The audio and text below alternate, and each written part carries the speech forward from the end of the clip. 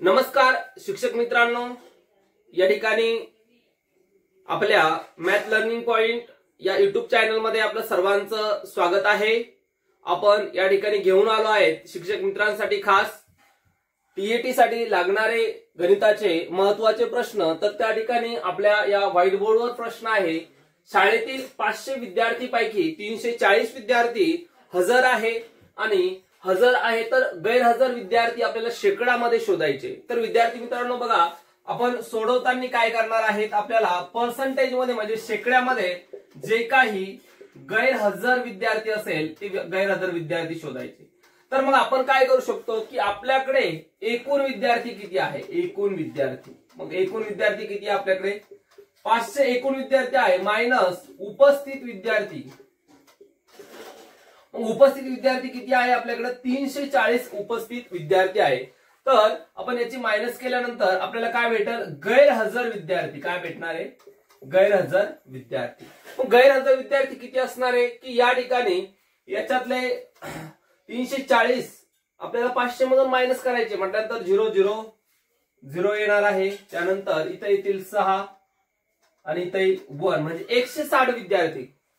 किती 160 विद्यार्थी गैरहजर आहे। तर बघा मग 500 विद्यार्थ्यांपैकी किती विद्यार्थी 160 विद्यार्थी गैरहजर आहे। तर ते आपल्याला कशामध्ये शोधायचे, शेकडामध्ये शोधायचे। तर बघा की या ठिकाणी 0 हा 0 गेट कॅन्सल केला, हा 0 गेट कॅन्सल केला। तर बघा मग या ठिकाणी 5 1 5 5 3 15 खाली उरला 1 5 2 10 म्हणजेच आपल्याकडे 32% आलेले आहेत। किती टक्के, 32%। तर आपलं या ठिकाणी 4 नंबर ऑप्शन आहे, या 4 नंबर ऑप्शन मध्ये आपल्याला त्या ठिकाणी कळतं की 32% विद्यार्थी काय आहे, ऑब्सेंट आहे। या पद्धतीने आपण हा प्रश्न बघितला। सर्वांनी स्क्रीनशॉट मारून घ्या।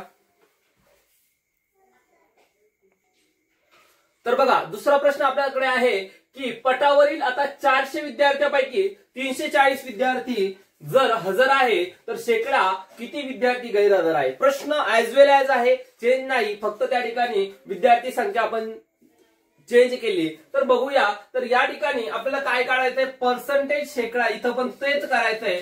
तर बघा आपल्याला काय करावं लागल, तर मी पहिले पण सांगितलं होतं की आपण एकूण विद्यार्थी जे असेल 400 एकूण विद्यार्थी, त्यातून 340 जे विद्यार्थी आहे हे मायनस करू, म्हणजे आपल्याकडे आता अब्सेंट विद्यार्थी किती आहे, 60 आहे। बघा इथं ऑप्शन दिलेले नाही, मी आपण डायरेक्टली सॉल्व्ह करतोय, मग काय येईल ते बघूया। मग आता 60 आहे म्हटल्यानंतर किती 400 विद्यार्थ्यांपैकी 60 विद्यार्थी अब्सेंट आहे, ते आपल्या शेकड्यामध्ये काढायचे। मग 0 0 गेट कॅन्सल 2 होणार आहे, हे पण हा पण राहिला आपल्याकडे 4 1 4 4 1 4 इथं उरले 2 4 5 20 म्हणजेच आपलं उत्तर किती आहे मित्रांनो, 15% विद्यार्थी हे काय आहे, गैरहजर आपल्याला दिसून येत आहे।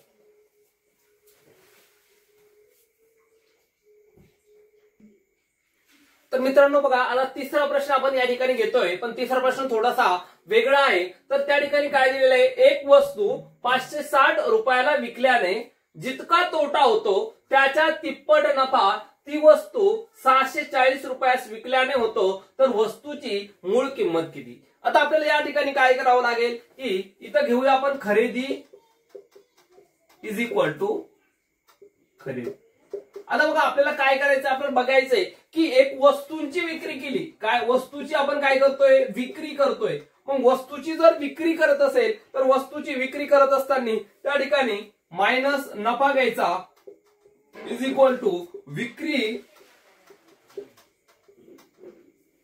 प्लस आपल्याला काय घ्यायचं आहे, तोटा घ्यायचा आहे। मग आता या ठिकाणी आपल्याला इक्वेशन जसं की उदाहरण बनवून घ्यावंच लागतं, मग ते उदाहरण कसं बनेल ते आपण बघूया। मग काय सांगतात, एक वस्तू 560 ला विकल्याने जितका तोटा होतो, म्हणजे एक वस्तू 560 ला, समजा आता या ठिकाणी घेतलं मी 560 रुपयाला विकल्याने जितका तोटा होतो, बरोबर आहे। मग या ठिकाणी काय येईल, 560 प्लस x, मग इकडे काय होईल, तर त्याच्या तिप्पट नफा म्हणजे काय येईल 3x, किती येतील 3x। तर ती वस्तू काय 640 रुपये विकल्यावर, म्हणजेच काय त्याची किंमत किती 640 रुपये विकल्यास होतो, तर त्या वस्तूची मूळ किंमत आपल्याला शोधायची। मग मूळ किंमत शोधण्यासाठी याचं इक्वेशन आपल्याला करावं लागेल। मग इक्वेशन कसं होईल की या ठिकाणी 3x आणि हा x आहे, याचं काय होईल 4x बरोबर या ठिकाणी काय होतील आपल्याकडं 640 मायनस 560. बघा मग 640 मायनस 560. तर बघा 4x बरोबर खाली किती उरणार आहे बघा या ठिकाणी 0 0. मग आपल्याकडे उरतील या ठिकाणी 64 मधून 56 गेले 8 उरतील म्हणजे 80. मग या ठिकाणी आपलं काय येणार आहे x बरोबर 80 भागिले 4 म्हणजे x ची किंमत आपल्याला मिळाली 20. पण या ठिकाणी 20 तर ऑप्शन कुठं नसणारच आहे. मग त्याचे ऑप्शन काय दिलेले आहे ते बघून घेऊ आपण एकदा.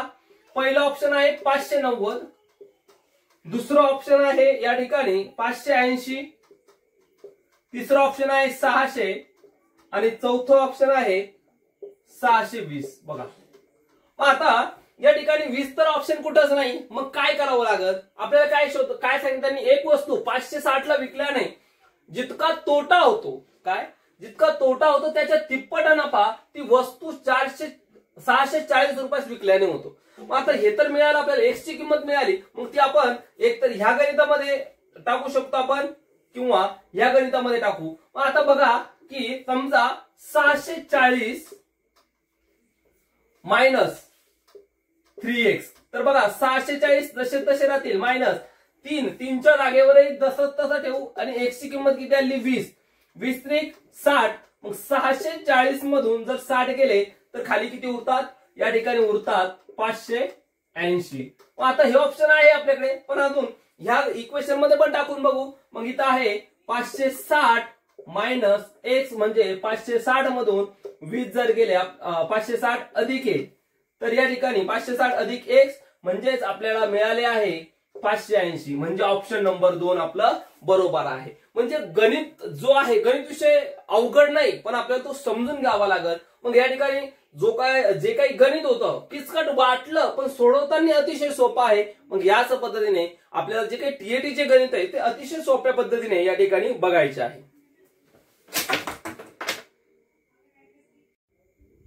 बघा आता प्रश्न चौथा थोडासा वेगळा घेतलेला आहे. रामचे आजचे वय त्याच्या लहान बहिणीपेक्षा 6 वर्षांनी कसे आहे जास्त आहे. मग काय झालं तर 6 वर्षानंतर त्या दोघांच्या वयाची बेरीज. आता बघा इथे काय झालंय, 6 वर्षानंतर त्या दोघांच्या वयाची बेरीज हे किती आहे, तर त्या ठिकाणी बघा 6 वर्षानंतर त्या दोघांच्या वयाची बेरीज 80 असेल तर रामचे आजचे वय किती. सोपा प्रश्न आहे अतिशय. अगोदर आपल्याला काय करावं लागेल, या ठिकाणी घ्यावं लागेल राम आणि इथं घेऊ आपण बहीण. मग आता वय घेऊ आपण त्यांचं, आजचे वय आणि दुसरं घेऊ 6 वर्षानंतरचं, बरोबर आहे की नाही. मग या ठिकाणी काय सांगितलं, आजचं वय, बहिणीचं वय काय आहे एक्स सपोज केलं आपण, तर राम हा किती वर्षांनी मोठा आहे 6 वर्षांनी, म्हणजेच काय एक्स प्लस 6 येईल. मग आता पुढे काय घ्यावं लागेल, त्यानंतर 6 वर्षानंतरचं वय घ्यावं लागेल. मग त्यांनी काय सांगितलं 6 वर्षानंतर जे काही हा काय होईल मग एक्स प्लस 6 होईल. कोण राम, कारण की हे एक्स प्लस 6 आजचं वय आहे आणि नंतर 6. मग त्याची जी काही बहीण असेल तिचं वय किती होईल एक्स प्लस 6 होईल. मग हे जर झाल्यानंतर त्या दोघांच्या वयाची बेरीज 80 आहे. काय ही दोघांच्या वयाची बेरीज किती आहे 80 आहे. म्हणजे यांच्या वयाची बेरीज 80 या ठिकाणी आपल्याला मिळणार आहे. मग आपण बेरीज करून घेऊया. X plus 6 plus 6 plus x plus 6 म्हणजे आपल्याला काय एक्स अधिक 6 अधिक 6 अधिक एक्स अधिक 6. बघा एक्स किती होतील बरोबर, याची बेरीज किती आहे 80 बरोबर. मग या ठिकाणी एक्स आणि एक्स किती होतील 2x होतील बरोबर, सॉरी प्लस 6 किती होईल 6x असेल 18 होतील, 18 बरोबर किती होतील 80. मग 2x बरोबर 80 मधून जर आपण 18 काढले, कारण की मायनस होणार आहे आपल्याला शॉर्टकट शिकावे लागतील, 80 मधून 18 काढले तर आपल्याकडे उरतात फक्त 62. मग x बरोबर 62 भागिले 2 बे 1 बे बे त्रिक 6, त्यानंतर खाली उरला एक बे 1 बे, म्हणजे एक्स ची किंमत आली 31 वर्ष. एक्स ची किंमत किती मिळाली आपल्याला 31 वर्ष. पण त्यांनी काय सांगितलं रामचे आजचे वय किती, मग रामचे आजचे वय काय घेतलेले आपण एक्स प्लस 6. मग या ठिकाणी आपण घेऊ रामचे आजचे वय